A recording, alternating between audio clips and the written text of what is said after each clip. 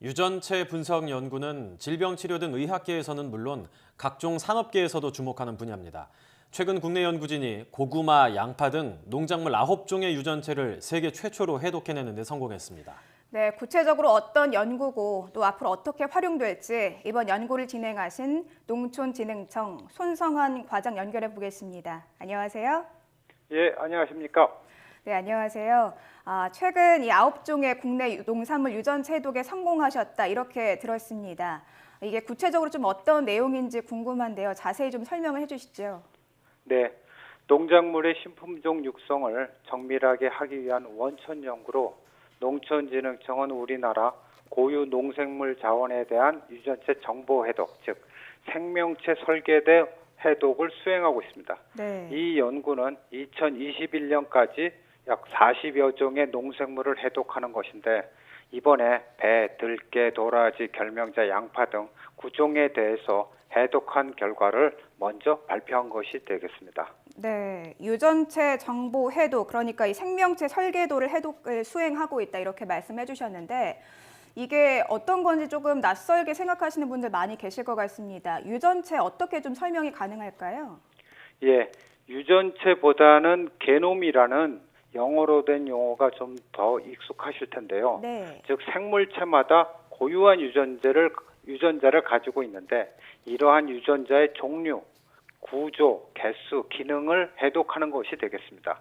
유전체를 해독하기 위해서는 DNA를 분리하고 DNA를 구성하는 4종류의 염기서열의 순서와 조합을 대용량 컴퓨터로 분석하여 유전자를 찾아내는 작업입니다. 사람의 경우에는 2000년대 초에 유전체 정보를 해독하였고 당시 사람의 유전자는 약 3만여 개로 보고하였습니다. 현재는 이들 유전자를 이용하여 유전병 치료라든지 제약을 개발한다든지 사람의 질병 치료에 활용하고 있습니다. 이번에 유전체 해독을 한 농작물이 배, 들깨, 도라지, 양파 같은 이제 9종의 농작물이라고 하셨는데 이런 농작물들을 선정한 이유가 특별히 있습니까? 예, 이번에 해독한 농작물은 식량작물, 원예작물, 특약용작물로 구분할 수 있습니다. 식량작물로서는 고구마, 들깨, 원예작물로서는 배, 양파, 국화, 특약용작물로서는 도라지, 결명자, 잎새버섯, 망가닥 버섯이 있습니다. 농업적 측면에서는 경제적인 규모, 재배 면적, 생산량, 기능성 물질, 그리고 토종 자원으로서의 중요성 및 앞으로 바이오 산업에서 미래 가치 등을 고려해 대상 작물을 선정하게 되었습니다. 예를 들어서 들깨는 우리나라가 원산지이면서 불포화 지방산이 풍부한 작물이고 도라지는 식용뿐만 아니라 용각산의 주 원료로 사용되는 작물이고 양파와 배는 중요한 채소와 과수 작물이기도 합니다. 즉 농작물마다 용도와 중요성을 판단해서 해독하게 된 것입니다. 네. 그런데 우리나라뿐 아니라 전 세계적으로 이 농작물 유전체 연구가 좀 활발하게 이루어지는 걸로 알고 있는데요. 사람도 아니고 농작물의 유전체 해독이 중요한 이유는 무엇인지 잘 궁금한데 좀 설명해 주신다면요.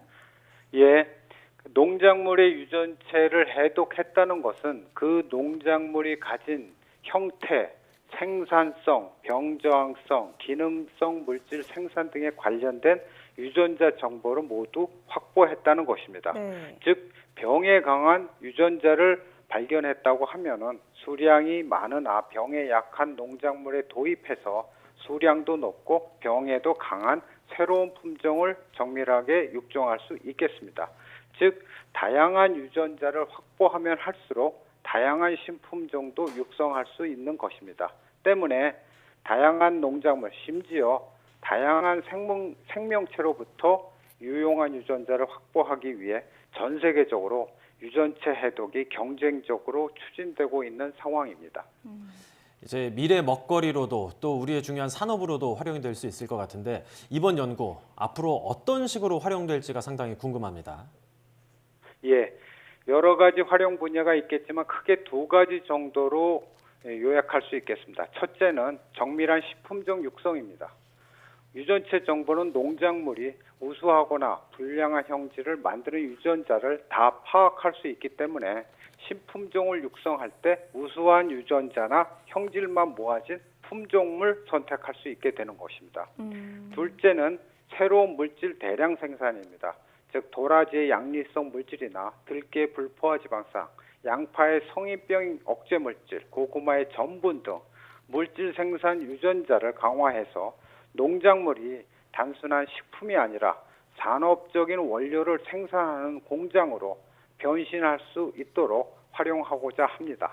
네, 앞으로 이제 활용 계획에 대해서 짚어주셨는데요.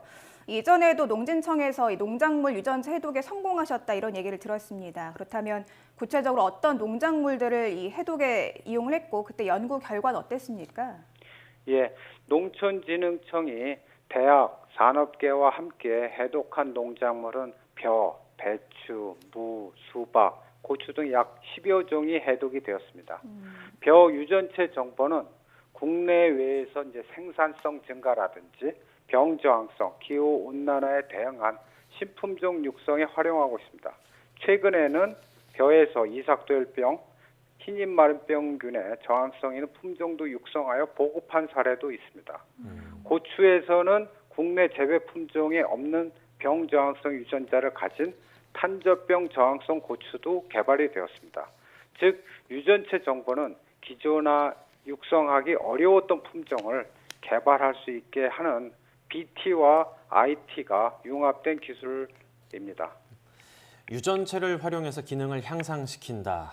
이게 얼핏 듣기에는 유전자 변형 농산물, GMO 작물처럼 들리기도 하는데 사실 GMO 작물이 논란이 좀 많이 되지 않습니까? 문제가 있다 또는 문제가 없다 아직 결론이 안 내려졌는데 GMO 작물과 이번 연구와는 어떤 차이가 있을까요? 예, 그 유전체 정보를 활용하는 기술은 GMO의 논란을 회피할 수 있는 기술이라고 봅니다. GMO는 특정한 유전자, 예를 들어서 제초제 또는 해충 저항성 유전자를 농작물에 도입하여 그 기능을 추가하는 유전자 공학 기술로 볼 수 있습니다. 그러나 유전체 정보 활용 기술은 기존의 교배 육종을 좀 더 정밀하게 하고 성공 확률도 높이고 육성 기간도 단축시키기 위해 활용하는 보조적인 수단으로 말할 수 있겠습니다.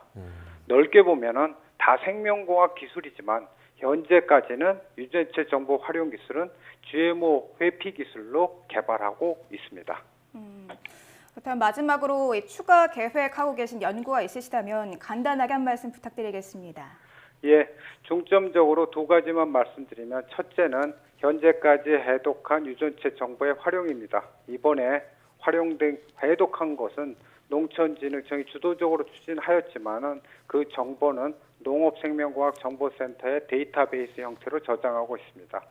국내 산업계와 함께 다양한 분야에 실용화되도록 노력할 예정이고 둘째는 새로운 농작물 자원의 유전체 해독입니다. 이번에 축적한 기술과 경험을 바탕으로 2021년까지 우리나라 고유의 농작물, 가축, 곤충 등 총 40개 품목의 유전체를 해독할 계획입니다. 이러한 계획이 성공적으로 추진된다면 우리나라 농업을 생명산업화할 수 있는 원천적 빅데이터를 보유할 수 있고 첨단화된 농업 구조도 가질 수 있을 것이라고 확신합니다. 네, 우리 농업의 경쟁력을 끌어올릴 수 있는 연구 앞으로도 활발하게 이루어지길 기대하겠습니다. 지금까지 농촌진흥청 손성한 과장이었습니다. 오늘 말씀 잘 들었습니다. 예, 감사합니다.